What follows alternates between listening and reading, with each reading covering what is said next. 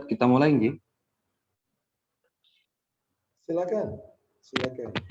Bismillahirrahmanirrahim. Assalamualaikum warahmatullahi wabarakatuh. Waalaikumsalam. Alhamdulillahirabbil alamin. Wassalatu wassalamu ala asrofil anbiya'i wal mursalin wa ala alihi wa sahbihi ajma'in. Allahumma shalli wa sallim ala Muhammad wa ala ali Muhammad kama shallaita ala Ibrahim wa ala ali Ibrahim wa barik ala Muhammad wa barik ala Muhammad kama barakta ala Ibrahim wa ala ali Ibrahim innaka Hamidum Majid. Asyhadu an la ilaha illallah wahdahu la syarika dan abduhu wa rasuluh. Syukur alhamdulillah kita panjatkan kehadirat Allah Subhanahu wa taala karena malam hari ini kita masih diberikan kesempatan untuk berkumpul kembali dalam kajian online Jumat keempat Majelis Taklim Ashabul Hijrah. Dan syukur alhamdulillah malam hari ini tema yang akan dibahas adalah amalan sunnah sehari semalam, 1000 amalan sunnah sehari semalam, sunnah memakai sepatu atau sandal, yang akan disampaikan guru kita Ustadz Abu Aslam hafizahullah. Assalamualaikum Ustadz. Dan Waalaikumsalam warahmatullahi wabarakatuh. Alhamdulillah sehat ya Ustadz? Sehat alhamdulillah. Antum Alhamdulillah. sehat? Alhamdulillah, mudah-mudahan seluruh jamaah juga selalu diberikan kesehatan di tengah pandemi yang mulai melonjak lagi, dan mudah-mudahan kehadiran kita di majelis ilmu ini bisa menjadi pemberat timbangan amal baik kita. Baik, untuk seluruh peserta kajian online malam hari ini, seperti biasa kami harap untuk mematikan mikrofon selama kajian berlangsung, dan nanti ketika ada pertanyaan bisa dituliskan diketik di kolom chat, nanti insya Allah akan kami bacakan dan akan dijawab oleh Ustadz Abu Aslam hafizahullah.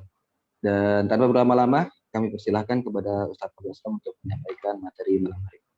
Tafadhol Ustadz. Nah. Bismillah. Assalamualaikum warahmatullahi wabarakatuh. Waalaikumsalam warahmatullahi. Alhamdulillah. Alhamdulillahi hamdan katsiran tayyiban mubarakan fi kama yuhibbu rabbuna wa yarda. Wa ashhadu an la ilaha illallah wahdahu la syarika lah. Wa ashhadu anna Muhammadan abduhu wa rasuluh. Ya ayyuhalladzina amanu taqullaha haqqa tuqatih wa la tamutunna illa wa antum muslimun, amma ba'du. Fa inna asdaqal hadisi kitabullah wa khairal hadi hadi Muhammadin sallallahu alaihi wasallam. Wa syarral umuri muhdatsatuha wa kullu muhdatsatin bid'ah wa kullu bid'atin dhalalah wa kullu dhalalatin finnar. Ikhwan wa akhwati fillah, bapak-bapak, ibu-ibu, kaum muslimin dan muslimah, jamaah Majelis Taklim Ashabul Hijrah yang semoga dimuliakan oleh Allah Subhanahu wa taala.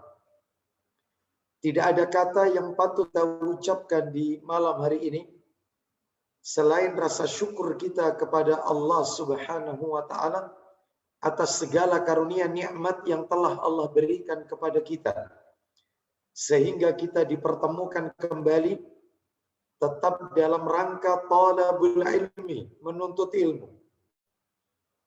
Nabi sallallahu alaihi wasallam bersabda di dalam hadis riwayat Muslim, "Man salaka tariqan yaltamisu fihi ilman, sahalallahu lahu bihi tariqan ilal jannah."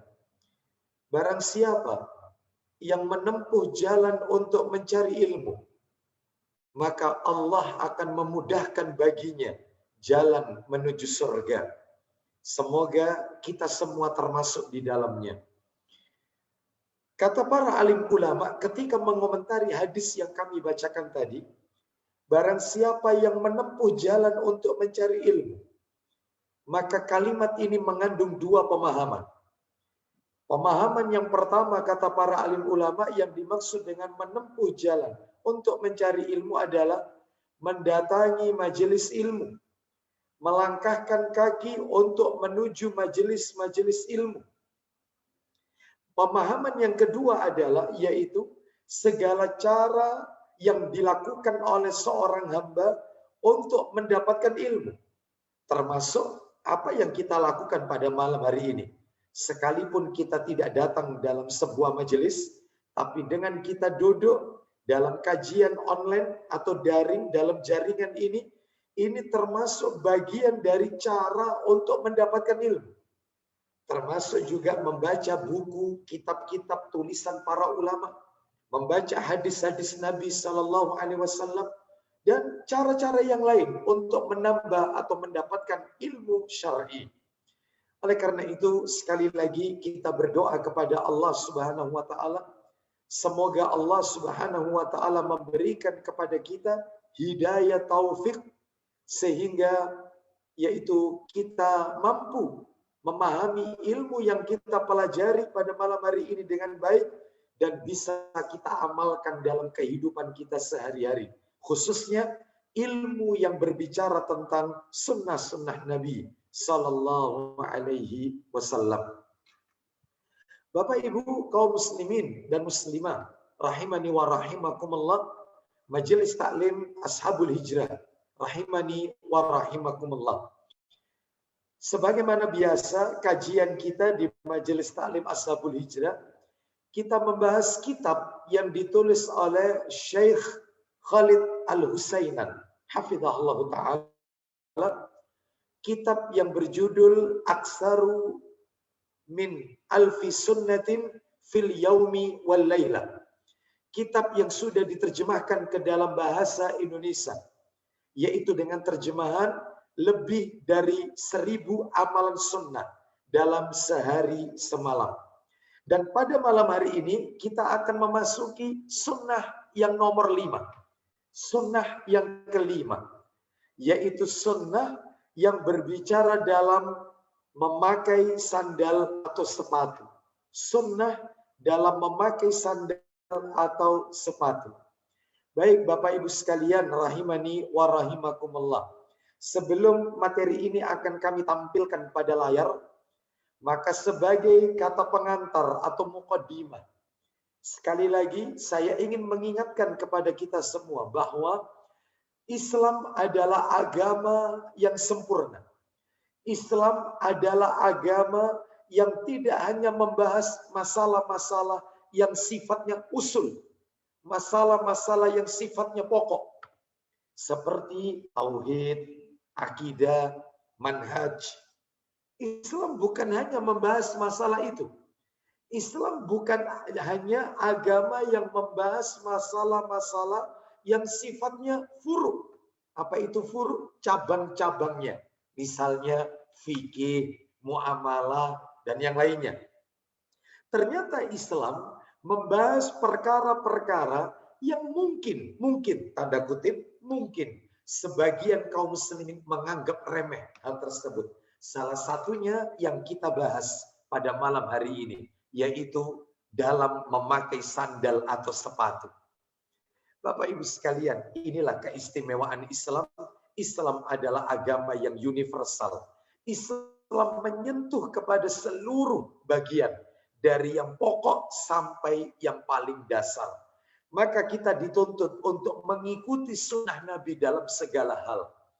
Allah Subhanahu wa ta'ala berfirman dalam Al-Quran. Saya yakin Bapak Ibu sering mendengar ayat ini. Allah berfirman, Ya ayyuhalladzina amanu dkhulu fis-silmi kafah. Wahai orang-orang yang beriman, masuklah kalian ke dalam Islam secara total, keseluruhan. Maksudnya memasuki agama Islam secara total adalah yaitu dengan mengikuti seluruh syariat yang Allah dan Rasul-Nya telah tetapkan. Bahkan kata seorang ulama besar yang bernama Al-Imam Al-Barbahari rahimahullah, di dalam kitabnya Syarhus Sunnah, dalam muqaddimah buku beliau mengatakan al-Islamu huwas sunnah was sunnatu hiyal Islam. Islam itu adalah sunnah dan sunnah itu adalah Islam. Islam itu sunnah, sunnah itu Islam. Masya Allah. Artinya orang yang mengklaim dirinya sebagai seorang muslim harus ikut sunnah, mengikuti sunnah Nabi. Adapun mereka yang mengikuti sunnah Nabi, menghidup-hidupkan sunnah Nabi yang sudah mulai ditinggalkan oleh umatnya, dialah seorang muslim yang sejati. Bahkan bukan hanya muslim, dialah orang-orang yang beriman dan bertakwa kepada Allah Subhanahu wa taala. Semoga kita semua digolongkan oleh Allah hamba-hamba yang istiqomah di atas sunnah Nabi Sallallahu Alaihi Wasallam.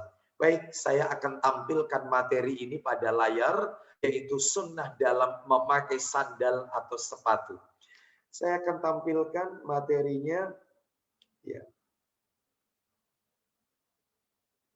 Ya, ini materinya, Bapak Ibu sekalian.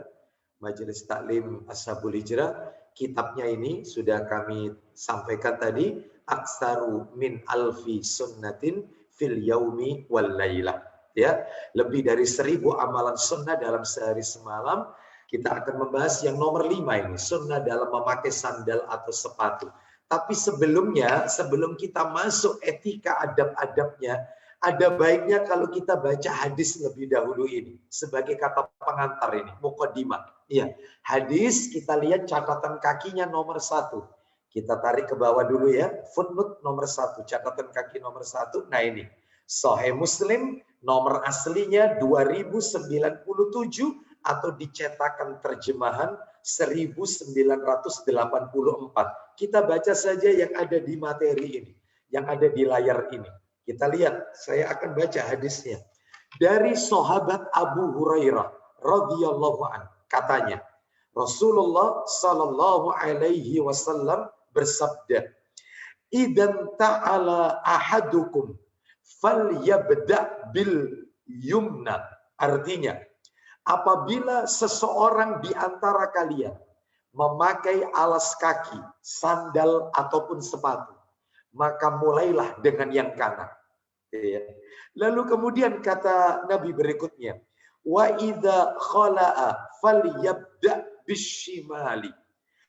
Adapun apabila ia hendak melepasnya, di sini sandal ataupun sepatu, maka mulailah dengan yang kiri. Kita lanjutkan sabda Nabi berikutnya. Wal yun'ilhuma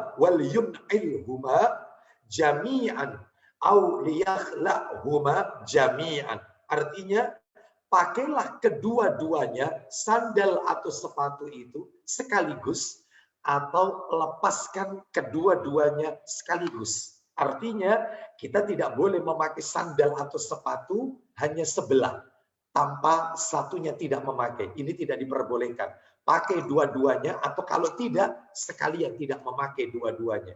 Baik, kita lepas dua-duanya. Pelajaran apa yang bisa kita ambil dari hadis ini? Pelajarannya cuma 3, Bapak Ibu sekalian. Cuma nanti yang nomor 3 itu yang agak panjang penjelasannya. Pelajarannya yang pertama adalah, kita tarik ke bawah ini Bapak Ibu sekalian. Nah ini. Kita lihat ya pelajarannya dulu nomor 1. Nomor 1 dulu. Sandal ya atau sepatu, terompa gitu ya. Termasuk pakaian yang menjadi kebiasaan para nabi. Makanya Bapak Ibu kalau biasa sering-sering pakai sandal, di rumah ada sandal dalam rumah. Kita kalau ke hotel aja ada sandalnya kan, sandal hotel kan. Di rumah kita pakai sandal misalnya. Sering-sering keluar rumah pakai sandal. Itu berarti kita mengikuti sunnah para nabi-nabi. Karena para nabi punya kebiasaan selalu menggunakan sandal atau sepatu.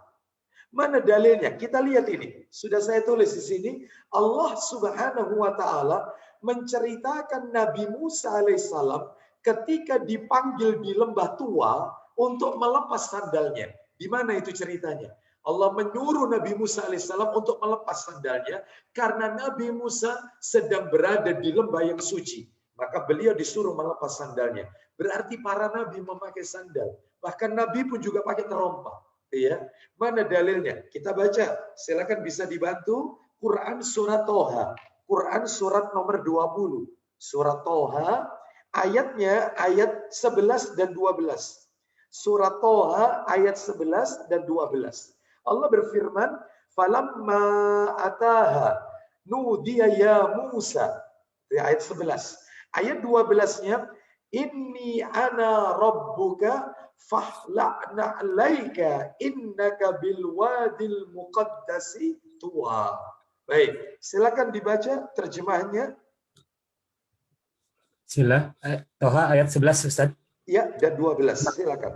Maka ketika dia mendatanginya ke tempat api itu, dia dipanggil, "Wahai Musa." Lanjut ayat 12-nya. "Sungguh aku adalah Tuhanmu. Lanjut. Maka lepaskan kedua terompahmu, karena Silakan. sesungguhnya engkau berada di lembah yang suci, Tua." Tua, ya. Kau sedang berada di lembah yang suci, maka lepaslah terompahmu. Berarti para nabi sebelum Rasul Sallallahu Alaihi Wasallam sudah memakai terompa atau sandal. Banyak sekali riwayatnya, banyak. Apalagi baginda Rasul Sallallahu Alaihi Wasallam. Beliau pun juga memakai sandal atau terompa. Baik, ini yang pertama ya, sandal termasuk pakaian kebiasaan para nabi dan Rasul. Kita lanjut pelajaran yang kedua, Bapak Ibu. Nah, ini sudah saya tulis dalilnya sekalian di sini. Kita lihat ini.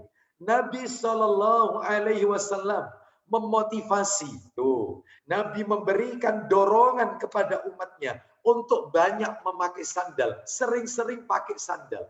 Wih, bayangkan Nabi memotivasi umatnya. Apa kata Nabi? Ayo kita baca yang ada di layar ini, catatan kaki nomor 2 ya. Kita baca dulu yang nomor 2 ini. Kita lihat Sahih Muslim nomor 2096 pada cetakan aslinya atau di nomor 1983 di cetakan terjemahan. Kita baca yang ada di layar ini. Saya baca. Dari sahabat Jabir ibni Abdullah radhiyallahu an, katanya, "Aku mendengar Nabi Shallallahu Alaihi Wasallam bersabda." Nih, perhatikan sabdanya Nabi. Jelas sekali di sini Nabi katakan, "Istaksiru minan ni'al fa innar rajula la yazalu rakiban man ta'ala." Artinya, istaksiru,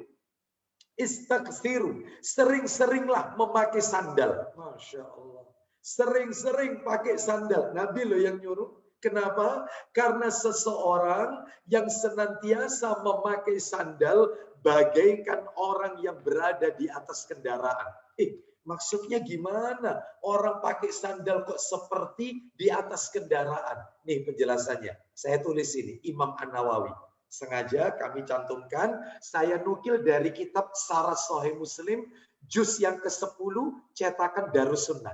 Halaman 120 Bapak Ibu. Yang punya bukunya itu ada 10 jilid buku ini. Ini jilid yang ke-10. Kita dengarkan apa kata Imam An-Nawawi rahimahullah. Nih, memakai sandal disamakan seperti naik kendaraan dalam hal apa saja. 1, sama-sama meringankan beban. 2, tidak mudah kelelahan. 3, kakinya lebih terjaga dari bahaya di jalan. Seperti duri, jalanan yang kasar, atau kotoran. Hadis ini juga menunjukkan anjuran menggunakan sandal atau apapun yang dibutuhkan ketika safar. Sebagai perbekalan ketika safar. Mau pergi safar, sandal jangan dilupakan. Bawa sandal, sepatu, bawa. Kenapa? Karena seperti orang yang naik kendaraan. Lihat orang naik kendaraan. Kakinya lebih terjaga. Terjaga dari duri, pecahan kaca, dari kotoran. Ya, seperti itu. Bahkan tidak akan sakit karena pakai alas kaki. Disamakan seperti orang berada di atas kendaraan. Masya Allah. Ya. Jadi sering-sering memakai sandal. Nanti saya akan tunjukkan kepada Bapak Ibu. Rasul sholat pakai sandal. Rasul aja sholat pakai sandal. Kenapa? Karena orang Yahudi, kalau mereka sembahyang di tempat peribadatan mereka sembahyang itu nggak pakai sandal. Maka kita disuruh menyelisihi Yahudi. Sesekali pakai sandal. Ya. Baik, nanti kita akan jelaskan. Nanti kita akan bahas masalah ini ya. Sekarang yang nomor 3, Bapak Ibu. Pelajaran yang terakhir, tapi ini yang agak panjang ini. Karena terkait adab-adab, etika-etika, sunnah-sunnah. Kita lihat nomor 3. Pada asalnya, memakai alas kaki termasuk perkara tradisi. Memang, adat istiadat. Siapapun bisa melakukannya. Termasuk orang yang tidak beragama. Sekalipun mereka juga pakai sandal kok. Orang Nasrani itu kalau masuk gereja pakai sandal. Orang Nasrani itu kalau ke gereja pakai sepatu. Seperti itu. Karena itu semata-mata memakai sandal atau sepatu bukan termasuk amalan yang berpahala. Kalau cuma sekedar loh ya, sekedar pakai ya, itu nggak termasuk pahala. Lalu pertanyaannya, sengaja saya cetak tebal di sini. Nah ini, lalu kapan memakai sandal atau sepatu menjadi pahala? Nah, kita kan pengen pakai sandal, pakai sepatu dapat pahala. Kalau sekedar pakai saja, maka nggak dapat pahala. Lalu kapan dapat pahalanya itu? Jawabannya, jika ketika kita memakai sandal atau sepatu, diniatkan untuk mengikuti sunnah Nabi. Apa saja sunnah Nabi dalam memakai sandal? Ternyata sunnahnya Bapak Ibu ada 13. 13 sunnah memakai sandal. Masya Allah. Pakai sandal saja ada 13 tata cara ini. Padahal kan tinggal pakai aja. Tolong niatkan 13 cara ini. Ya, supaya ketika kita kemana saja pergi pakai sepatu, pakai sandal, kita dapat pahala. Apa saja itu? 1, kita lihat ini yang A. Yang A, B, C, sampai huruf, saya tarik ke bawah terus. Sampai huruf M, betul 13 sampai M. Kita lihat ya satu persatu, sabar ya. Kita kasih dalilnya nanti satu persatu dan saya minta tolong nanti dibantu dibacakan kitab-kitabnya. Yang pertama yang A. Ya, yang pertama ini memakai sandal. Ya. Memakai sandal diniatkan ikhlas karena Allah Subhanahu wa taala. Niatkan ketika memakai sandal ikhlas karena Allah Subhanahu wa taala. Lillahi taala. Tolong jangan diniatkan karena pamer, ingin dipuji orang, ingin mendapatkan apresiasi orang. Niatkan untuk mensyukuri nikmat Allah. Maaf ini Bapak Ibu. Ya. Jadi ketika kita memakai sandal, apalagi sandal itu baru, bagus ya. Niatkan dalam rangka 1, ingin mensyukuri nikmat Allah karena rezeki yang telah Allah berikan kepada kita. Dan itu bukan sombong. Orang sombong itu bukan seperti itu. Bukan. Sekarang kita lihat dulu dalilnya. Ayo coba dibuka Sahih Muslim nomornya 71. Siapa yang bisa bantu Sahih Muslim nomor 71. Nomor aslinya nomor 61. Nomor asli. Aslinya yang kita baca yang cetakan terjemahan nomor 71. Silakan dari Ibnu Mas'ud radhiyallahu an. Ayo, silakan. Dari Abdullah bin Mas'ud radhiyallahu an, dari Nabi sallallahu alaihi wasallam sabdanya. Silakan Mas dibaca. Halo Ustaz. Ya, silakan dibaca. La yadkhulul jannata man kana fi qalbihi misqalu dzarratin min kibrin. Silakan terjemahnya. Tidak dapat masuk surga orang yang dalam hatinya terdapat rasa sombong, walaupun hanya seberat debu. Stop. Tidak akan masuk surga orang yang di dalam hatinya ada sifat sombong. Sekalipun level sombongnya seberat debu. Bayangkan, debu itu kan tidak terasa kalau kita pegang. Seberat debu nggak akan masuk surga. Lalu ada seseorang yang bertanya, silakan. Seorang laki-laki bertanya, ya silakan. Bagaimana kalau seorang suka memakai baju dan sepatu bagus? Nah, bagaimana kalau ada seseorang yang suka pakai baju bagus, sepatunya bagus, sandalnya bagus, bajunya bagus-bagus. Apakah orang itu sombong? Apa jawabannya Nabi? Silakan Mas, perhatikan ini. Silakan. Allah itu indah atau jamil. Allah itu indah, jamal. Jamal. Ya, silakan lanjut. Dia menyukai yang indah. Nah, Allah itu suka yang indah-indah. Sedangkan sombong itu bukan seperti itu. Apa kata Nabi sombong? Batorul haq wa ghamtun nas. Silakan sombong, Mas. Sedangkan sombong itu menolak kebenaran dan menganggap remeh orang lain. Ya kan? Berarti ciri orang sombong ada dua dalam hadis ini. Menolak kebenaran dan suka meremehkan orang lain. Dia tidak mau menerima kebenaran dan dia meremehkan orang lain. Itu sombong. Sedangkan orang gonta-ganti baju, gonta-ganti sandal, sandalnya bagus-bagus, sepatunya bagus-bagus, asalkan kalau orang itu diniatkan untuk mensyukuri nikmat Allah dari rezeki yang ia telah dapatkan dari Allah, maka nggak apa-apa. Allah itu suka yang indah-indah. Allah itu jamal. Allah itu indah dan suka yang indah-indah. Nggak apa-apa. Nah, itu ya, tolong niatkan ikhlas karena Allah. Jangan niat yang lain. Betul-betul karena Allah. Baik. Sekarang yang B, yang kedua ini, agar memakai sandal berpahala. Adabnya, sunnah dalam memakai sandal. Tidak boleh kufur nikmat dalam berhias. Nggak boleh. Termasuk dalam hal ini memakai sandal atau sepatu. Nggak boleh kufur nikmat.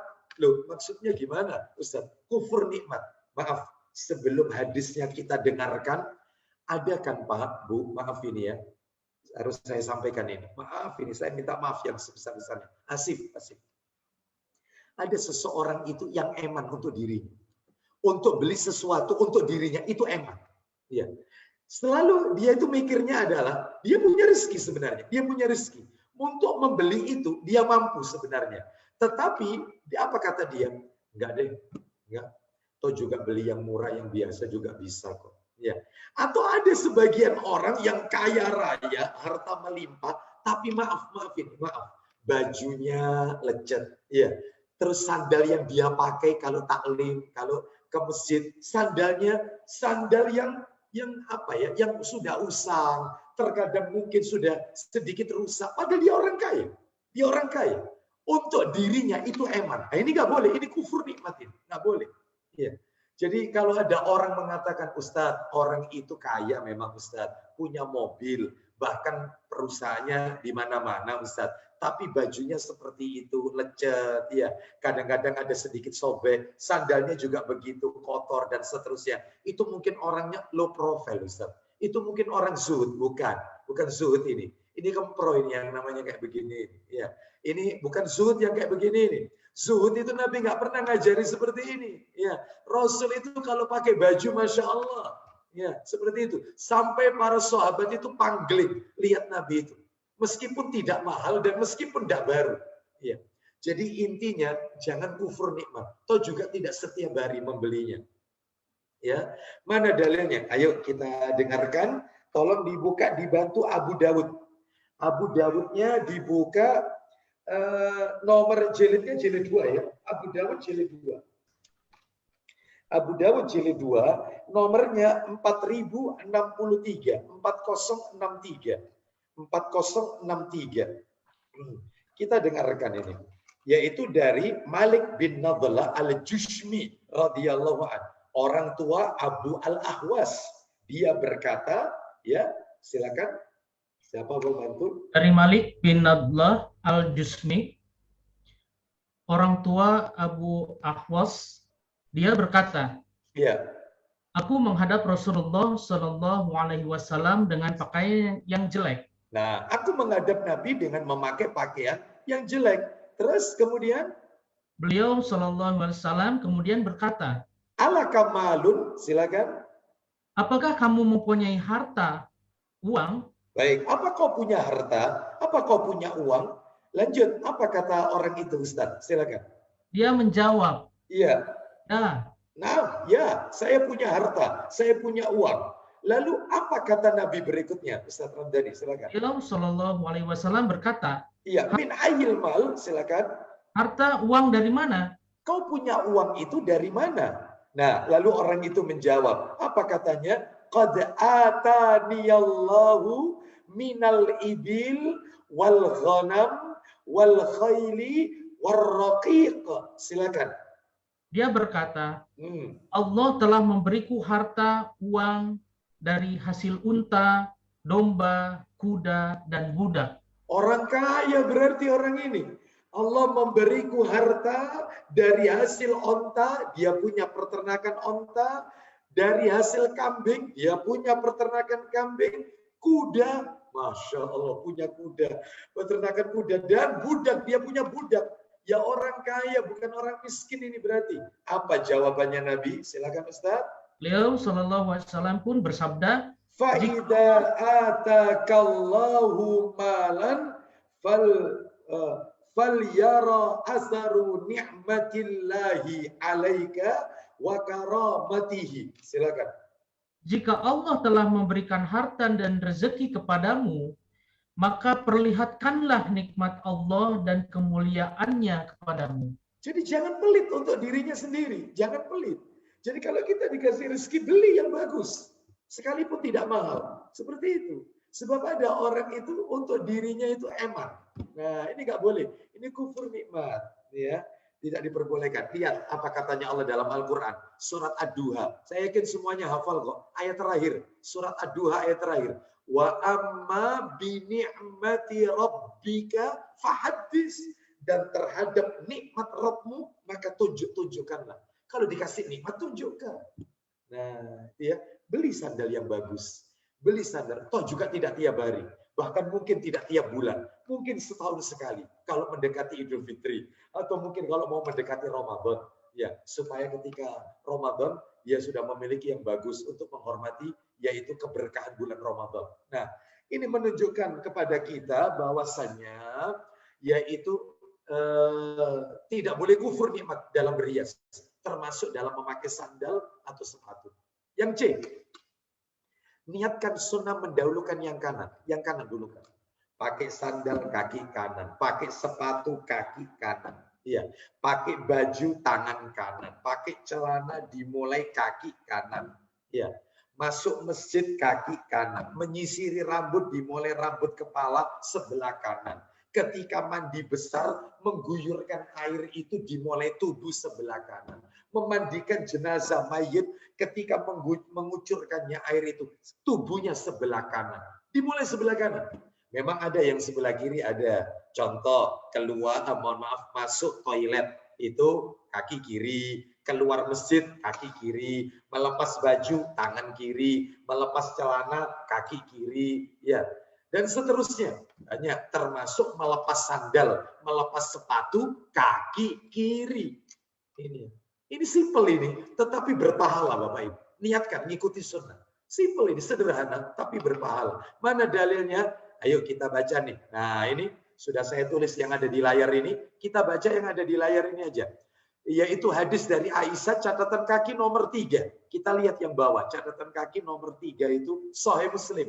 Nomor aslinya 268 ya, atau cetakan terjemahan 213. Kita baca yang ada di atas ini. Dari Aisyah radhiyallahu anha, dia berkata, "Kana Rasulullah sallallahu alaihi wasallam yuhibbut tayammuna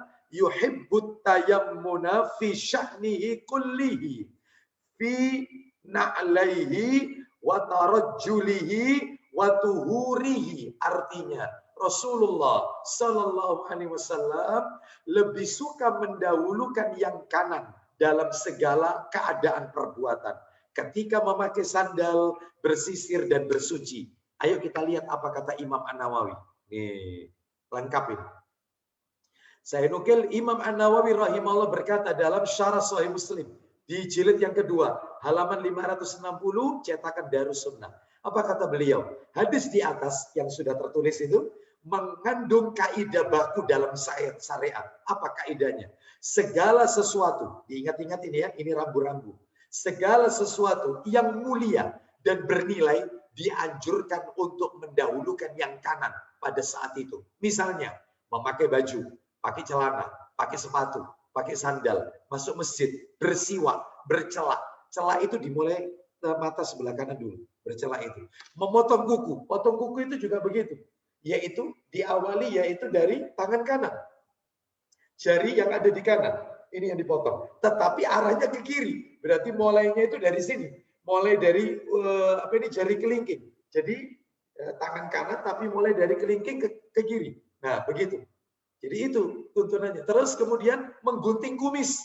Jadi ketika merapikan kumis itu dimulai dari sebelah kanan dulu. Menyisir rambut sebelah kanan. Mencabut bulu ketiak. Maaf ya, maaf ini. Dimulai sebelah kanan. Potong rambut. Tolong sampaikan ke tukang potongnya. Ketika mencukur, mulailah rambut sebelah kanan. Mengucapkan salam sebagai tanda selesai sholat. Lihat kalau sholat. Assalamualaikum warahmatullahi. Sebelah kanan dulu. Membasuh anggota wudhu. Nah, kanan sama tangan sama kaki. Sebelah kanan. Keluar dari toilet. Makan dan minum tangan kanan. Berjabatan tangan. Menyentuh Hajar Aswad. Bismillahi Allahu Akbar. Tangan kanan. Kecuali terkena uzur. Tangannya sakit. Maaf, cacat. Dan seterusnya. Ya, jadi semuanya ini kanan semua. Sedangkan, nah ini hal-hal yang berkebalikan dari hal-hal di atas dianjurkan untuk menggunakan sisi kiri. Ini semua dikarenakan sisi kanan itu memiliki kelebihan dan kemuliaan. Termasuk megang Quran. Maaf ini, anggap aja ini Quran. Megang Quran, tangan kanan, jangan tangan kiri. Ya, seperti itu. Jadi ini semua diajarkan yaitu oleh Nabi Sallallahu Alaihi Wasallam. Kita lanjutkan sekarang yang D. Nah ini yang D.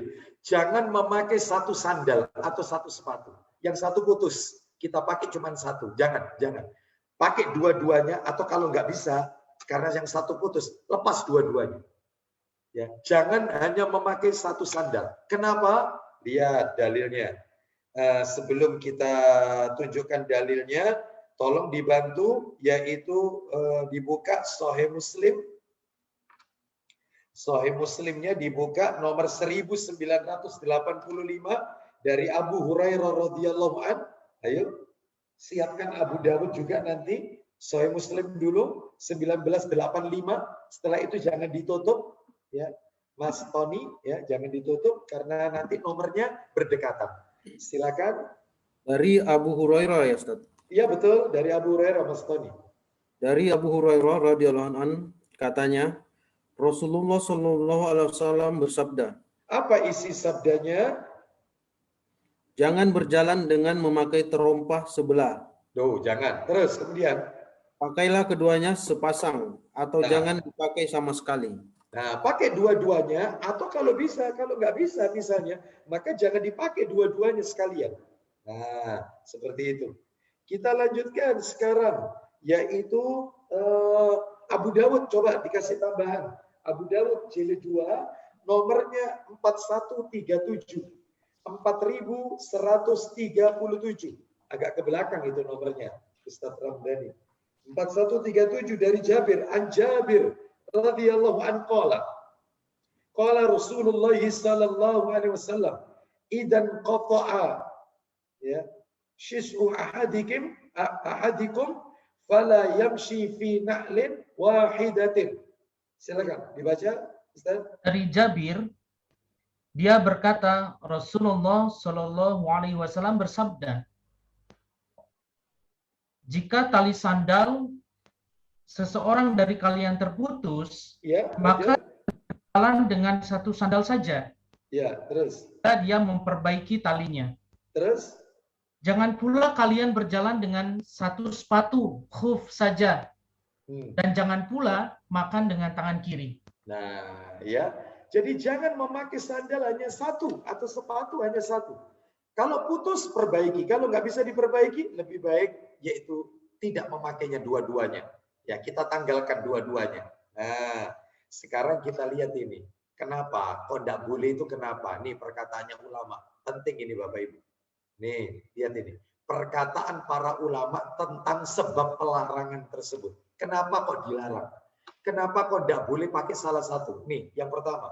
Sebab larangan tersebut adalah karena menyebabkan pemandangan yang tidak pantas untuk dilihat. Kan dilihat nggak enak itu. Ya cuma pakai satu aja. Yang kedua, kaki yang memakai sandal akan terlihat lebih tinggi daripada kaki yang lain. Hal ini tentunya akan menimbulkan kesulitan saat berjalan. Oh, sampai seperti itu loh. Ya ini yang dikatakan para ulama ini. Nomor 3, jika hanya dengan satu sandal, maka orang tersebut harus ekstra hati-hati untuk menjaga kaki yang satunya. Ya, kaki yang satunya, itu ya. Terus kita lihat lagi yang keempat, tidak bersikap adil terhadap anggota badan. Masya Allah, ternyata anggota badan ini harus kita perlakukan adil. Adil, seperti itu. Adil. Satu nggak pakai, ya satunya nggak pakai. Begitu. Makanya wudhu itu ya kanan, ya kiri. Ketika basuh tangan dan kaki itu. Seperti itu, harus adil. Ya. Kita lanjutkan. Yang kelima, akan dipandang sebagai orang yang akalnya bermasalah. Ya jelas, orang akan melihat, waduh, kok agak gimana gitu orang ini ya, cuma pakai satu sandal kan gitu ya, agak gimana gitu ya. Yang berikutnya yang keenam, termasuk gaya setan berjalan. Saya tunjukkan dalilnya. Setan itu kalau berjalan pakai satu sandal, pakai satu sandal, pakai satu sepatu, nggak dua-duanya dilepas atau dua-duanya dipakai. Maka kita nggak boleh meniru gaya syaitan. Mana dalilnya? Lihat catatan kaki nomor 4. Kita lihat, saya bacakan dalil. Nah ini, silsilah hadis sahih, kitabnya sudah saya siapkan nih. Kitab silsilah hadis sahih. Nah ini silsilah hadis sahih ya. Kitab silsilah hadis sahih. Ini kita lihat ya, silsilah hadis sahih. Nomornya adalah nomor di situ 348. Itu nomor asli. Cetakan terjemahannya nomor 3121. 3121. Nah ini sudah ketemu. 3121. Nah ini, saya bacakan. An Abi Hurairah radhiyallahu an, anna Rasulullah sallallahu alaihi wasallam qala, inna syaitana yamshi fin na'li al-wahida. Sesungguhnya syaitan hanya mengenakan 11 sandal ketika berjalan. Bayangkan. Setan itu cuma pakai satu sandal, maka nggak boleh menyerupai syaitan. Ya. Kita lanjutkan sekarang yang ke-7, alasannya kenapa kok nggak boleh, termasuk perbuatan syuhra. Apa syuhra itu? Menjadi pusat perhatian orang. Kita nggak boleh memakai baju, memakai sandal sepatu yang menjadi pusat perhatian orang. Nggak boleh.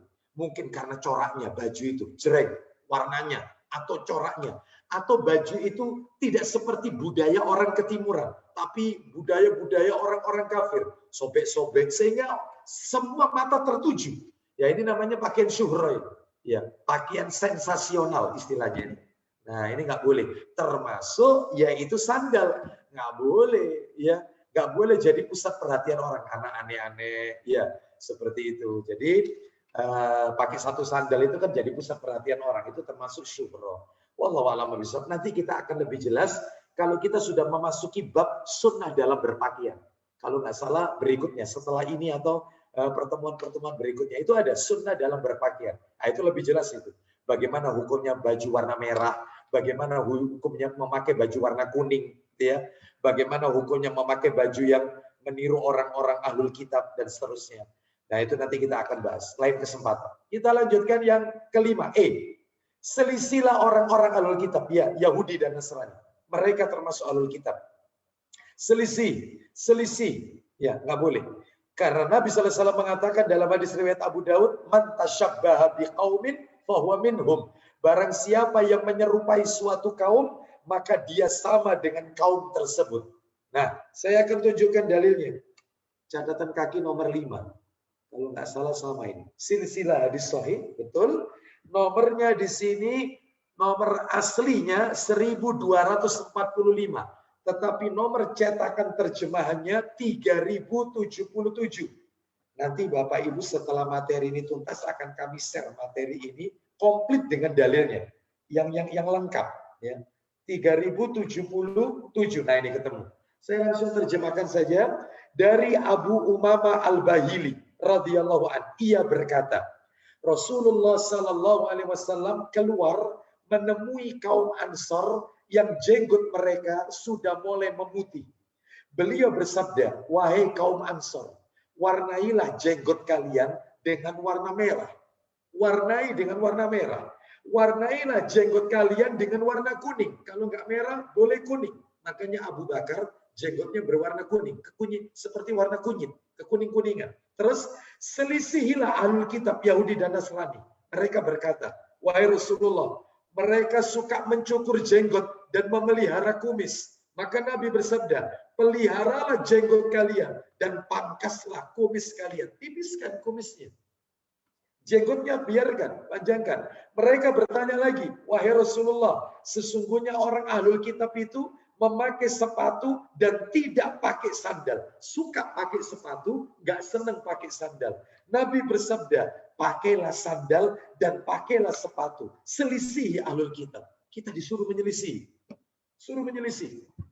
Kita kasih dalil lagi. Silakan Ustadz Ramdhani, Abu Dawud nomor 652. Abu Dawud jilid 1.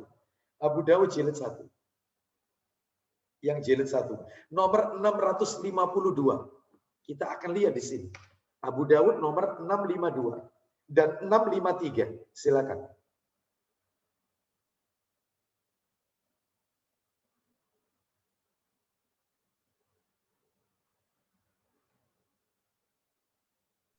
Ustaz. Ya, 652. Ustaz, silakan.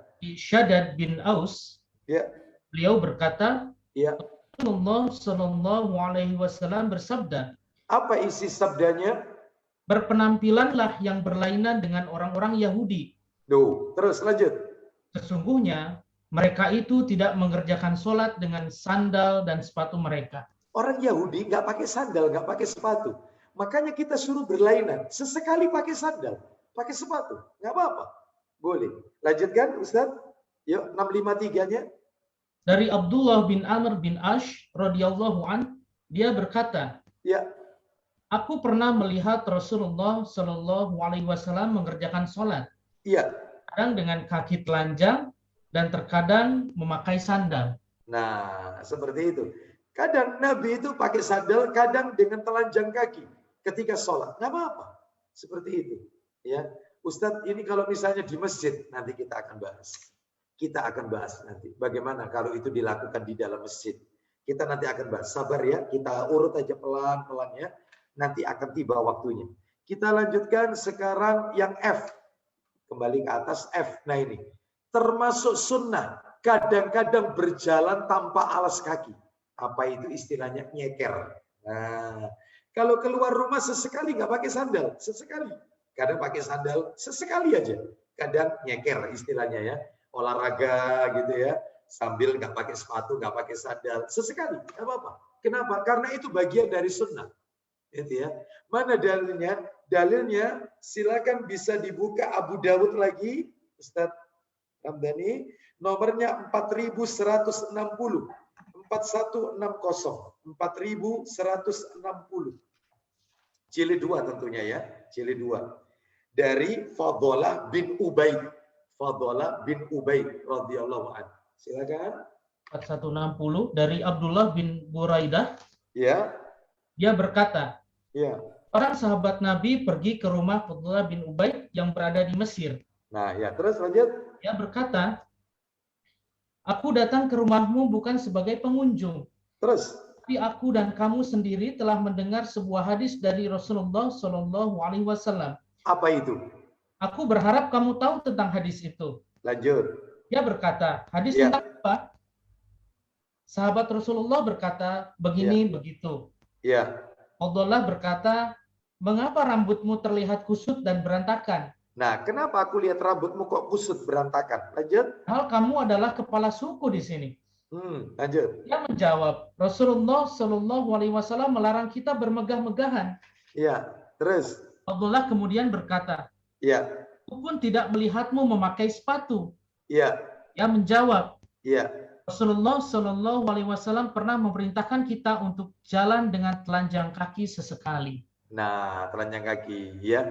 Itu tadi masalah rambut tadi. Kenapa kok rambutnya acak-acakan? Sebenarnya ada materi saya tentang cara merawat rambut. Sunnah dalam merawat rambut. Jadi ternyata Nabi itu melarang orang yang terus-menerus itu selalu bersisir. Nggak boleh. Kan ada orang itu Bapak Ibu sekalian. Lihat kaca pasti begini. Ya. Turun dari motor pasti sisir gini terus itu. Ya. Habis waktunya. Untung kacanya nggak pecah kan gitu ya. Jadi terus-terusan itu. Terus ya. Nanti kena helm, kena angin sedikit, sisir lagi. Nggak boleh itu. Nggak boleh. Terus sering-sering merapikan rambut. Itu nggak boleh. Ya, nggak boleh. Jadi kata Nabi SAW, ya sudah hanya sekedar dirapikan aja. Nggak boleh terlalu, waktu itu terlalu banyak, yaitu di depan kaca. Terlalu banyak berhias. Gitu. Nanti lewat ada mobil, ya parkir, gitu ya. Nanti di kacanya itu gini lagi. Ya. Terus begitu. Ya. Maka ini tidak diperbolehkan. Ya. Jadi itu ada bahasan tersendiri itu, masalah rambut itu ya. Bagaimana, terutama untuk ibu-ibu itu materinya. Bagaimana hukum rebonding, bagaimana hukum memakai wig, bagaimana hukum yaitu macam-macam ya, menyambung rambut dan seterusnya. Ya, bagaimana rambut wanita itu paling panjang itu batasnya itu seberapa? Yang nggak boleh pendek itu batasnya seberapa? Itu ada semuanya itu riwayatnya, ya. Baik, wallahu a'lam bishawab. Kita lanjutkan, itu ada bahasan tersendiri nanti ya.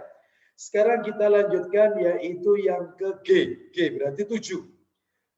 Termasuk sunnah memakai sepatu sambil duduk. Ya, memang kalau pakai sepatu, terutama sepatu yang butuh bantuan tangan. Biasanya kan ada sepatu itu butuh bantuan jari kita untuk memasukkannya. Ada yang langsung seperti selop itu, sepatu sandal, tinggal dimasukkan, nggak apa-apa yang begini. Ini yang butuh bantuan untuk yaitu bagian belakangnya dengan jari. Itu katanya Nabi duduk. Sampai seperti itu diatur sama Rasul. Duduk, jangan berdiri kalau pakai sepatu. Terutama yang pakai bantuan tangan. Duduk. Mana dalilnya? Dalilnya Bapak Ibu sekalian, itu di dalam hadis Abu Dawud. Ayo dibuka Abu Dawud jilid 2 nomor 4135. 4135. Mundur sedikit dari yang tadi. 4135. Abu Dawud 4135. Dari Jabir, dia berkata, Ya. Rasulullah Shallallahu Alaihi Wasallam melarang memakai sandal sambil berdiri. Loh, Nabi melarang. Bayangkan sampai segitu Bapak Ibu. Nabi melarang umatnya memakai sandal sambil berdiri. Ya, baik, kita lanjutkan keterangannya ini. Ini keterangannya ini. Saya nukil dari keterangan dari Syekh Muhammad bin Shalih Al-Utsaimin rahimahullah. Beliau berkata dalam kitab Syarah Riyadhus Shalihin jilid 1 ya, penomoran di Syamila tapi ya, nomor 1953. Larangan mengenakan alas kaki sambil berdiri adalah khusus untuk alas kaki yang butuh pertolongan tangan untuk dimasukkan seperti sepatu. Karena alas kaki semacam itu jika dikenakan sambil berdiri maka butuh memasukkannya dengan tangan. Bahkan bisa jadi terjatuh jika seseorang memakainya dalam keadaan berdiri.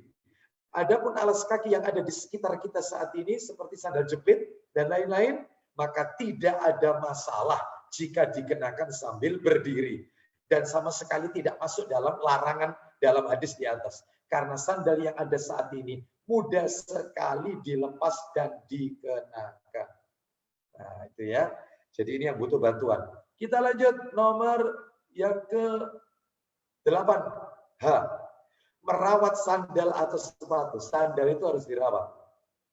Sandal itu harus dirawat Bapak Ibu sekalian. Ya, dibersihkan, digosok. Mana dalilnya? Dalilnya adalah di dalam kitab hadis riwayat Ahmad. Dalam Musnad Imam Ahmad. Sayang kitabnya ada di laci sana. Maaf ini ada di laci. Lupa tadi nggak saya ambil. Nomornya 23.756. Nomor 23.000. Hadis dari Aisyah radhiyallahu anha. Intinya Nabi mensunahkan kita untuk merawat sandal. Dilihat, habis dipakai itu dilihat bawahnya. Ada kotoran enggak, dibersihkan. Iya, mau dipakai dibersihkan dulu. Masya Allah. Sandal ini sepatu. Sampai sedetail itu. Agama mana Bapak Ibu? Agama mana yang sedetail ini ngurus umatnya itu? Kalau enggak agama Islam yang dibawa oleh Rasul sallallahu alaihi wasallam. Berbahagialah kita menjadi umatnya Nabi SAW. Ya. Kita lanjutkan yang I. Yang ke-9 berarti. Selalu menjaga kebersihan sandal. Loh, barusan disinggung. Mana dalilnya? Ayo kita kasih dalil yang lain. Kita kasih dalil yang lain lah. Coba dibuka Abu Dawud. Abu Dawud jilid 1. Abu Dawud jilid 1, hadis nomor 650. 650.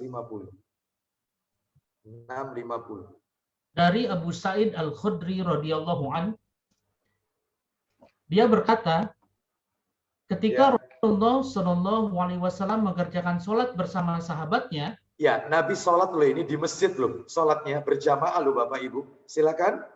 Tiba-tiba beliau melepaskan kedua sandalnya lalu meletakkannya di sebelah kiri. Duh, Nabi melepas sandal ketika sholat di pertengahan sholat ini. Belum kelar sholatnya. Dilepas, ditaruh di sebelah kiri. Apa yang dilakukan oleh para sahabat? Silakan Ustaz Ramdan. Sewaktu para sahabat melihat tindakan beliau itu, mereka ikut pula melepas sandalnya. Jadi para makmum ikut pula melepas sandal. Padahal mereka belum tahu alasannya. Kenapa kok dilepas? Lanjut teruskan. Setelah Rasulullah Shallallahu Alaihi Wasallam selesai mengerjakan sholat, Ya, beliau bersabda, ya. apa gerangan yang membuat kalian melepas sandal-sandal kalian? Apa yang menyebabkan kalian kok ikut-ikutan melepas sandal? Berarti nggak apa-apa. Orang masuk masjid pakai sandal itu. Buktinya Nabi malah menegur, kenapa kalian lepas? Lanjutkan, silakan. Mereka berkata, kami melihat Anda melepas sandal. Kami melihat Anda melepas sandal, sehingga kami pun melepaskan sandal-sandal kami. Sehingga kami ikut melepas sandal-sandal kami, ya kan? Berarti sahabat itu sami'na wa ata'na. Yang dia lihat, yang mereka lihat, langsung dikerjakan. Tanpa tahu alasannya kenapa. Bayangkan, sami'na wa ata'na. Kalau kita kan tidak, sami'na wa limada. Ya, kami mendengar tapi kenapa? Kan gitu ya. Kalau sahabat tidak, sami'na wa ata'na. Lanjut teruskan. Ini lihat ini alasannya. Silakan. Allah Shallallahu Alaihi Wasallam bersabda. Isinya Ustaz, silakan. Sesungguhnya malaikat Jibril telah datang kepadaku. Lalu memberitahukan kepada aku bahwa di sepasang sandal itu ada najisnya. No, ternyata ada najisnya. Lanjut, apa kata Nabi berikutnya? Beliau Shallallahu Alaihi Wasallam bersabda. Isinya? Apabila salah seorang di antara kalian datang ke masjid, iya, maka perhatikanlah. Jika di sepasang sandalnya terdapat najis, maka bersihkan. Nah, bersihkan. Terus lanjut. Bersihkan. Ulang lagi, Ustaz Ramdhani agak putus-putus. Bersihkan dan sholatlah. Maka bersihkan dan sholatlah dengan sepasang sandalnya itu. Duh, dibersihkan. Lalu sholatlah dengan memakai sandal itu. Ini menunjukkan kepada kita, Pak, ini kata para alim ulama, boleh sholat itu memakai sandal. Asalkan sandal yang kita pakai di luar, kita harus yakin sandal itu bersih dari najis. Ya, itu satu. Yang kedua, takmirnya mengizinkan. Kalau takmirnya tidak mengizinkan, jangan memaksa. Apalagi bawa Sahih Abu Dawud jilid 2 atau jilid 1 itu ya. Ini ada hadis nggak usah. Iya. Itu apa ini dilihat kemaslahatannya. Apalagi katanya Syekh bin Baz. Maaf ini ada fatwanya itu. Syekh bin Baz rahimahullah mengatakan kalau masjidnya ada karpetnya, bukan lantai loh ini, karpet, maka sebaiknya hindari. Jangan memakai sandal atau terompa. Tetapi kalau alasnya itu masjid itu nggak ada karpet, maka tetap harus minta izin kepada penguasa di masjid itu. Seperti itu. Akibatnya nanti akan muncul mafsadat, kerusakan yang lebih besar. Umat Islam akan benci, jijik sholat di masjid itu. Nah ini kan kerusakannya lebih besar. Tetapi kalau di masjid itu semua sudah pada tahu dalilnya, semua sudah pada ngaji, nggak apa-apa diterapkan sunnah ini. Ustadz dulu di zaman Nabi masjidnya lantai, Ustadz lantainya itu tanah. Lah sekarang kan granit. Ini bukan masalah lantai Bapak Ibu. Setelah sekarang dulu tanah, habis tanah, terus kemudian mungkin plester ya. Setelah plester tekel kemudian keramik sekarang granit.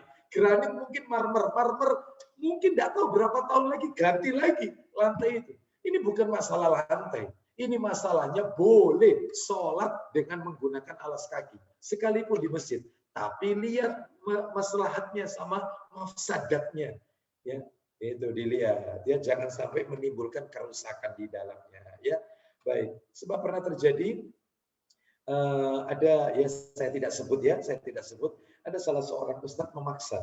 Bahkan dia mengatakan bahwasanya harus, bahkan dia masuk masjid padahal masjidnya berkarpet ini. Pakai sandal. Lah rupanya jamaahnya belum siap. Seperti itu. Sehingga muncullah keributan. Ujung-ujungnya ya nggak mau taklim lagi dengan ustadz ini. Padahal ilmunya Masya Allah. Cuman karena kaku. Ya, dia tidak melihat kondisi bagaimana orang ini sudah ngaji apa belum. Nah, seperti itu. Baik. Jadi medan dakwah ini harus dipahami betul sebenarnya ya. Dengan siapa kita ini berhadapannya, kalau dengan masyarakat awam pelan-pelan ya. Kita lanjutkan sekarang yang ke 10 yang J. menggoncang-goncangkan atau menghentak-hentakkan sepatu ke lantai sebelum memakai. Jadi kalau mau pakai sepatu, tolong dihentak-hentakkan dulu. Kenapa? Khawatirnya akan menimbulkan bahaya bagi kita, seperti binatang atau mungkin apa yang akan menyakiti kita. Ini fatwa ulama ini yang 10 ini, yang J ini. Ya. Terus yang ke-11, sandal atau sepatu dengan desain atau model yang khusus untuk laki-laki tidak boleh dipakai wanita. Sebaliknya begitu, sebaliknya. Sandal atau desain sepatu yang khusus untuk wanita jangan dipakai laki-laki. Contohnya, sandalnya warna pink, ya jangan dipakai lah. Laki-laki masa pakai pink, ya. Sandalnya ada kupu-kupunya, ada bunga-bunganya, laki-laki ya jangan, ya. Masih banyak sandal tipe yang lain, gitu ya. Ini Bapak Ibu sekalian. Jadi kenapa? Ini ada larangan. Mana dalilnya larangannya? Ayo dibuka. Yaitu Sahih Targhib wa Tarhib. Ya, jilid 4. Sahih Targhib wa Tarhib jilid 4. Ya. Nomornya 2068, 2068.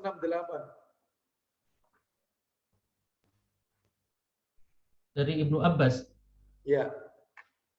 Dari Ibnu Abbas radhiyallahu anhuma, yang menuturkan Rasulullah Shallallahu Alaihi Wasallam telah melaknat kaum laki-laki yang menyerupai kaum wanita. Terus kaum wanita yang menyerupai kaum laki-laki. Loh, ya kan? La'ana Rasulullah sallallahu alaihi wasallam al-mutasyabbihina minar rijal bin nisa wal mutasyabbihati minan nisa'i bir rijal. Rasulullah melaknat laki-laki yang menyerupai wanita, wanita yang menyerupai laki-laki dalam bicara, dalam berjalan, dalam berpakaian. Nggak boleh. Ya, menjadi banci atau menjadi tomboy. Nah, ini tidak diperbolehkan. Lalu berikutnya yaitu yang ke-12. Jangan memakai sandal atau sepatu yang diambil dari harta yang haram. Jangan memakai sandal, jangan memakai sepatu yang diambilkan dari rizki yang haram. Haram itu ada dua Bapak Ibu ya. Haram sifat sama haram zat. Contohnya haram sifat. Dia membeli baju atau membeli sandal itu diambilkan dari pekerjaan-pekerjaan yang haram. Hasil mencuri, hasil riba, uang riba, ya, hasil menggelapkan uang orang, korupsi, dibelikan sandal atau sepatu. Nggak boleh, ini haram. Itu sifat pekerjaan atau zat. Jenis pakaian itu atau sepatu itu terbuat dari yaitu kulit-kulit hewan yang haram untuk dikonsumsi. Nah itu, contoh, ikat pinggangnya dari kulit ular. Ini nggak boleh. Sepatunya kulit buaya. Ya kayak begini nggak boleh. Ya, hewan-hewan yang haram untuk dikonsumsi. Nah, itu tidak diperbolehkan. Wallahu a'lam bishawab. Mana dalilnya? Dalilnya itu di dalam hadis riwayat Muslim. Silakan dibuka Sahih Muslim nomornya 971. Muslim 971. Ya. 971. Ya. Nomor aslinya 1015. Kalau nomor aslinya, silakan.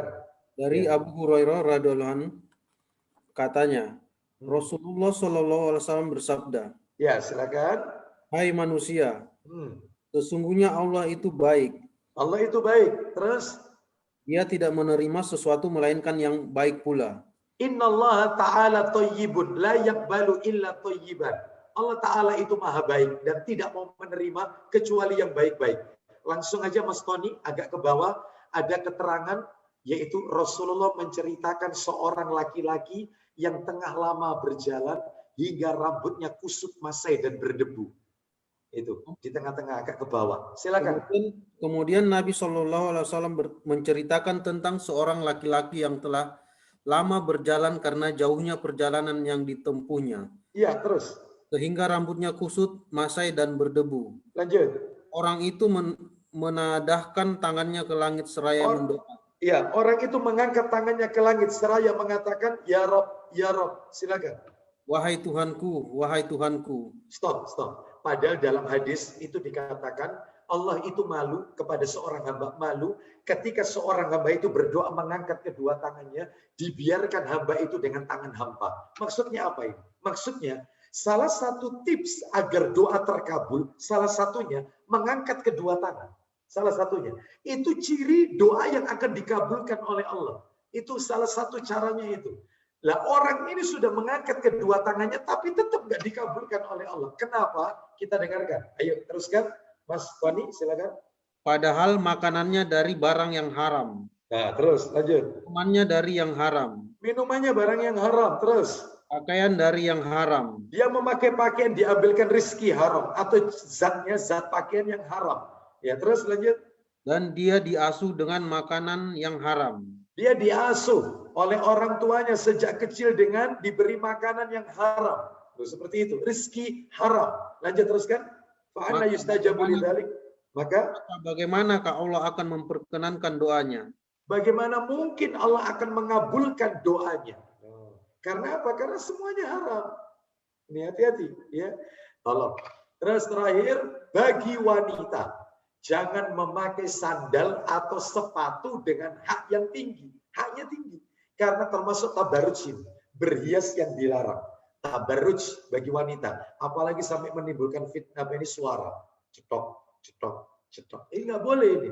Maka wanita kalau bisa membeli sepatu, cari yang rata, yang datar. Jangan yang ada belakangnya ada haknya, jangan. Yang rata. Itu yang jauh lebih selamat. Dan itu pendapat yang kuat itu, ya. Karena ini akan termasuk tabarruj, dan tabarruj ini adalah termasuk dosa besar. Waliyadzubillah. Wallahu a'lam wa bishawab. Tuntas sudah materi kita persis. Taklim kita 1 jam, ya.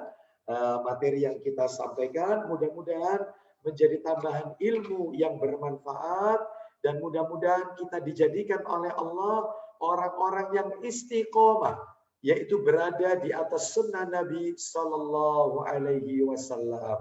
Baik, materinya akan segera kami kirimkan. Ya, silakan saya kembalikan sebelum kita tutup dengan kafaratul majelis. Saya kembalikan kepada hostnya. Silakan.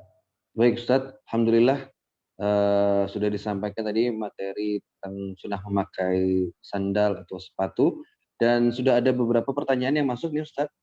Saya bacakan dulu. Sebentar. Ya.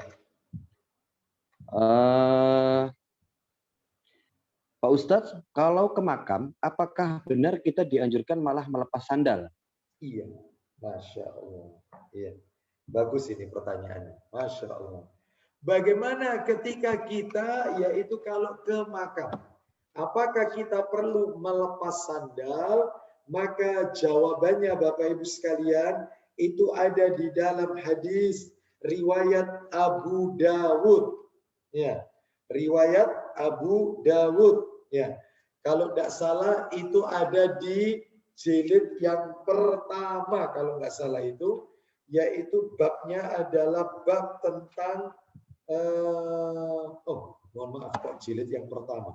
Jilidnya yaitu jilid yang kedua kalau tidak salah itu. Ya, betul. Jilid yang kedua ya, yaitu di hadis, ya, bisa kita lihat Bapak Ibu sekalian.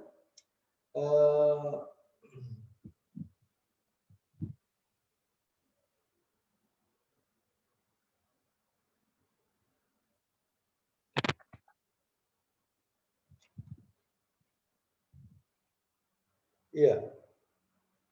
Itu ada di dalam hadis, iya, jilid yang kedua, betul.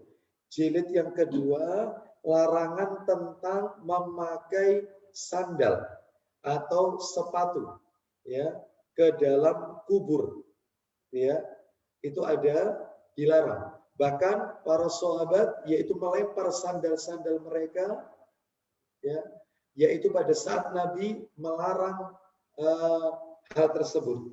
Jadi kalau ditanya apakah itu ada sunnahnya? Iya, memang betul ada sunnahnya. Nabi melarang yaitu memakai sandal atau sepatu masuk ke pekuburan. Terkecuali jika pekuburan itu tidak terawat.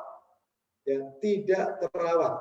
Sehingga dikhawatirkan kaki kita akan akan membahayakan kaki kita, misalnya pecahan kaca, paku dan yang lain-lain, maka dalam hal ini diperbolehkan memasuki kuburan dengan memakai sandal atau sepatu. Ya, tetapi kalau kuburannya itu terawat, ya, kuburannya itu terawat, maka dalam hal ini lepaskan sandal, lepaskan sepatu. Sambil saya carikan ini nomornya, itu ada di hadis Abu Dawud, ya, ada di hadis Abu Dawud. Silakan sambil menyusul yang lain, pertanyaan yang lain. Baik Ustaz. Pertanyaan kedua, Assalamualaikum Ustaz. Mau bertanya. Ya, Assalamualaikum warahmatullahi. Kita kan tidak boleh kufur nikmat dengan membelanjakan harta sesuai kemampuan. Lalu bagaimana dengan zuhudnya Rasulullah dan para sahabat? Yang saya tahu Rasulullah dalam kisahnya pernah pakai baju dengan banyak tambalan. Jazakallah khair, Ustaz. Iya. Jadi begini Bapak Ibu sekalian, rahimani wa rahimakumullah. Kita terkadang salah mengartikan zuhud ini. Ada zuhud, ada warok. Ada zuhud, ada warok. Ya, ada zuhud, ada warok. Apa bedanya? Warok itu, warok dulu ya. Warok itu adalah meninggalkan sesuatu yang tidak bermanfaat, meninggalkan sesuatu dari perbuatan yang tidak bermanfaat, dari perkataan dan perbuatan yang tidak bermanfaat. Itu, atau meninggalkan sesuatu dari apa-apa yang Allah sudah larang. Jadi maaf ini, Bapak Ibu tidak berzina, Bapak Ibu tidak memakan harta riba, Bapak Ibu tidak mencuri, Bapak Ibu tidak melakukan semua dosa, itu namanya warok. Meninggalkan hal-hal yang dilarang oleh Allah Subhanahu wa taala, itu warok. Yang tidak ada manfaatnya, itu warok namanya. Tapi kalau zuhud, zuhud itu Masya Allah, zuhud ini adalah meninggalkan sesuatu yang tidak ada manfaatnya untuk akhirat.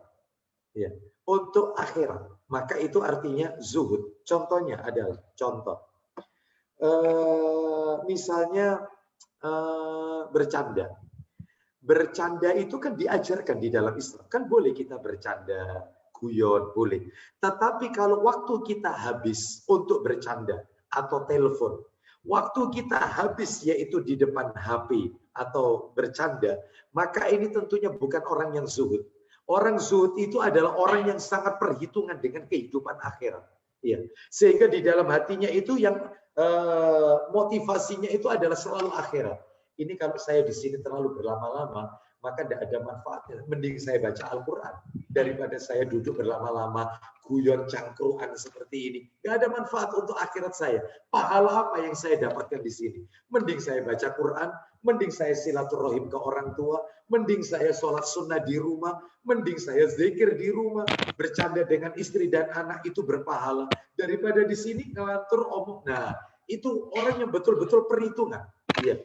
Jadi orang yang orientasinya orientasi akhir. Nah, seperti itu. Adapun kalau tadi dikatakan, bukankah baju Nabi itu sederhana? Ya, bahkan yaitu sahabat Umar bin Khattab radhiyallahu anhu itu adalah bajunya ada tambalan dan seterusnya. Bagaimana dengan mereka yang seperti ini? Bapak Ibu sekalian rahimani wa rahimakumullah. Rasulullah SAW hidupnya sederhana. Hidupnya sederhana. Artinya apa yang beliau miliki itu semuanya adalah untuk di jalan Allah Subhanahu wa taala. Rasul dan para sahabat tidak diperbudak oleh dunia. Bahkan Nabi pernah setelah sholat itu langsung beranjak pergi, tidak zikir. Langsung setelah sholat beranjak pergi.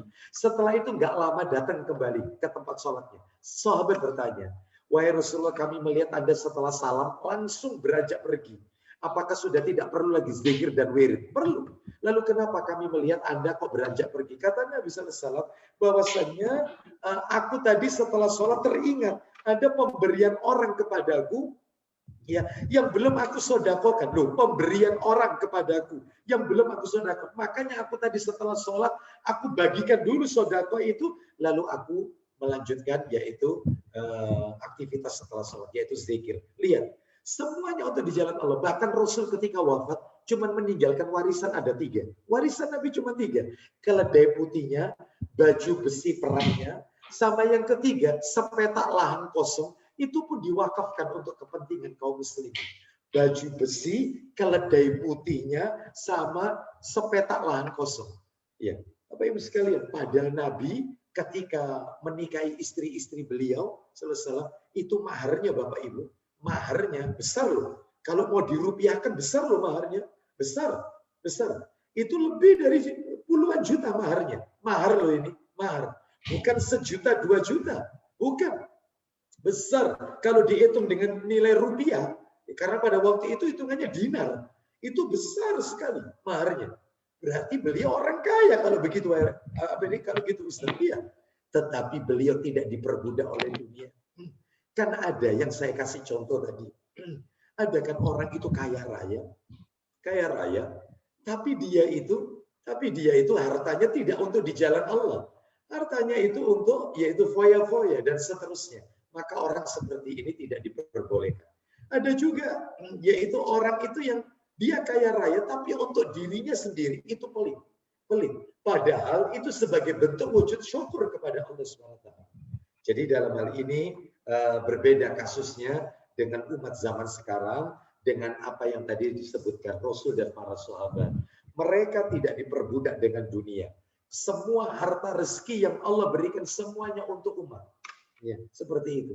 Bahkan Utsman bin Affan radhiyallahu anhu mensodakokan seluruh hartanya di jalan Allah. Begitu juga Umar bin Khattab radhiyallahu anhu, kebunnya disodakokan semuanya di jalan Allah. Nah, bedakan dengan orang zaman sekarang. Ya. Oleh karena itu lihat tadi cerita tadi, lihat yang tadi sudah dibaca tadi oleh Ustadz Ramdhani tadi, dia punya peternakan kuda, dia punya peternakan onta, dia punya peternakan kambing, dia juga punya budak-budak, ya, tapi bajunya compang-camping. Lah orang seperti ini orang yang kufur nikmat. Ya. Rasulullah terkadang memakai baju yang bagus. Ketika hari raya memakai baju yaitu warna merah. Nah, warna merah. Nah, sehingga para sahabat itu pangling. Apa pangling itu ya? Terkesan. Masya Allah. Iya. Nggak apa-apa. Sesekali. Seperti itu. Ya. Jangan pelit untuk dirinya. Wallahu a'lam bishawab. Ya. Silakan yang lain. Baik Ustadz, lanjut ke pertanyaan selanjutnya. Ustadz, Ya. apakah ketika wanita melakukan perawatan kecantikan di klinik itu termasuk tabaruj? Iya, kalau untuk suaminya tidak mengapa. Dia cantik-cantik untuk suaminya, boleh. Tapi cantiknya kalau untuk Mas Grab, Mas GoFood, Mas Gojek, ini yang tidak benar ya. Ya.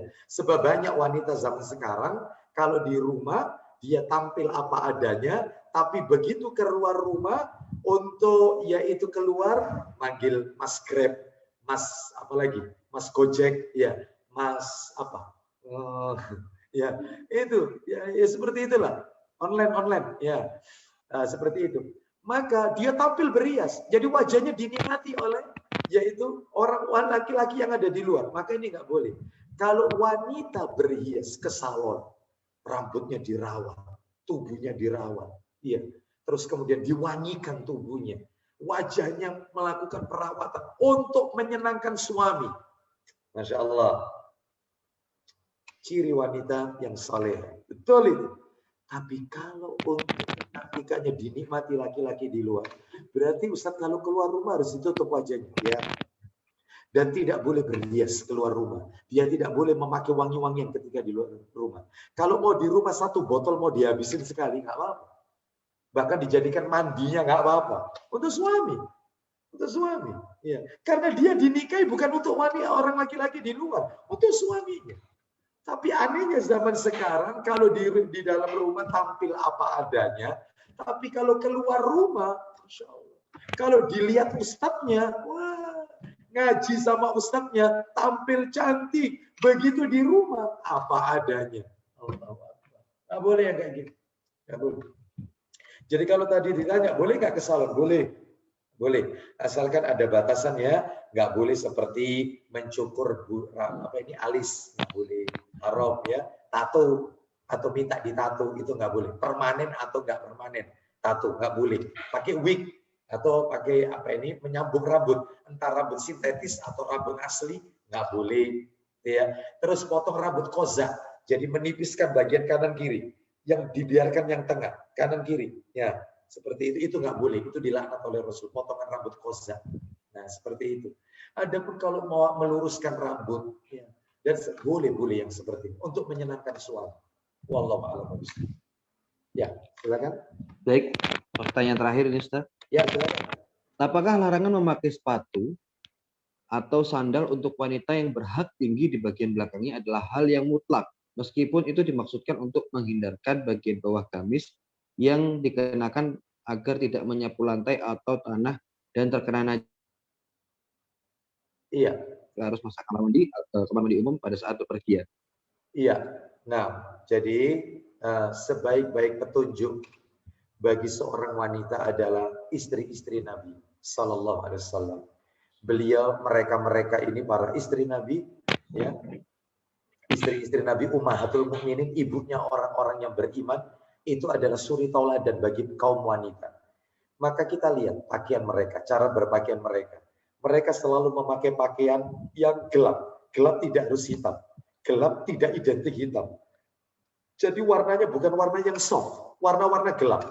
Coklat matang, merah marun, ya, biru dongker. Jadi ini gelap, warna gelap. Terutama yang lebih afdal hitam. Yang kedua, kainnya nggak tipis, kainnya tebal, sehingga tidak membentuk lekukan tubuhnya. Nggak transparan. Yang ketiga, bagaimana cara mereka memakai sandal? Saya belum pernah menemukan istri-istri Nabi memakai sandal atau sepatu dengan hak yang tinggi. Nggak ada. Sehingga dalam hal ini, maka kita ikuti saja petunjuk daripada istri-istri Nabi SAW, yaitu tanpa memakai mutlak itu. Upayakan yang rata. Ya. Kalau dikhawatirkan nanti akan terkena najis, kan ada solusinya. Kalau ujung pakaian wanita itu terkena najis, ya, entah itu genangan air yang mungkin kita ragu, air ini air najis, air hujan atau air dari selokan yang najis. Bagaimana? Ada solusinya. Kalau basah, kata Nabi, disuruh berjalan di tempat yang kering. Suruh berjalan di tempat yang kering, biarkan kain itu menyeret. Sehingga tempat itulah yang akan menyucikan. Sehingga nggak perlu diucek lagi, boleh dipakai sholat. Jadi jalan yang kering berikutnya, itu sebagai penyucinya. Mudah kan Islam ini? Nggak ribet. Ya, nggak ribet, mudah sekali. Jadi nggak perlu khawatir. Ya, seperti itu. Kalau khawatir, kalau rata sepatunya akan menyentuh tanah dan akan nyeret dan akan kena najis. Nggak usah khawatir. Nabi sudah mengatakan kalau bagian ujung kain wanita terkena, maka tanah kering berikutnya sebagai penyucinya. Masya Allah. Ya, wallahu a'lam bishawab. Demikian yang bisa kami sampaikan. Semoga sedikit menjadi tambahan ilmu yang bermanfaat dan semoga Allah Subhanahu wa taala meridhoi semua amal ibadah kita dan kita dijadikan orang-orang yang istiqomah berada di atas ketaatan kepada Allah dan sunnah Nabi Sallallahu Alaihi Wasallam.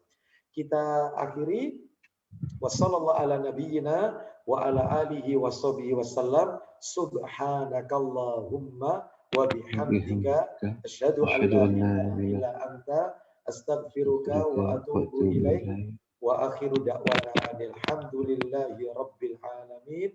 Assalamualaikum warahmatullahi wabarakatuh. Waalaikumsalam warahmatullahi wabarakatuh. Demikian tadi rangkaian kajian online Ashabul Hijrah mengenai 1000 amalan sunnah menggunakan sandal maupun sepatu, dan alhamdulillah sudah dijawab seluruh pertanyaannya. Dan sebelum kita akhiri, kami ucapkan terima kasih jazakumullahu khair untuk seluruh jamaah, Ustaz juga. Mudah-mudahan kita selalu dalam lindungan Allah dan ilmu jadi bermanfaat dalam kita melakukan sunnah-sunnah dari Nabi Muhammad SAW. Demikian kami sampaikan, mohon maaf bila ada kesalahan. Wassalamualaikum warahmatullahi wabarakatuh. Waalaikumsalam warahmatullahi wabarakatuh.